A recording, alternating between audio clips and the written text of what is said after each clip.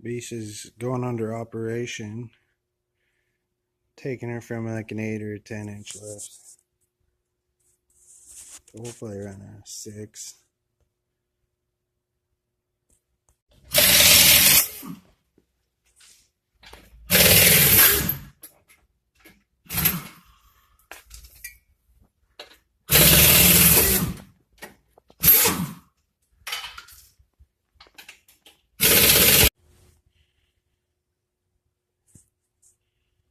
Alright.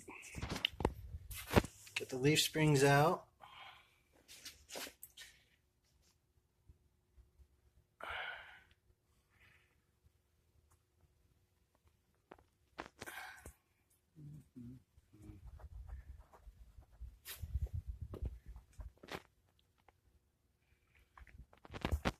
Going from the 10-inch down to 6, putting back on stock leaves, and hopefully like a 4-inch block.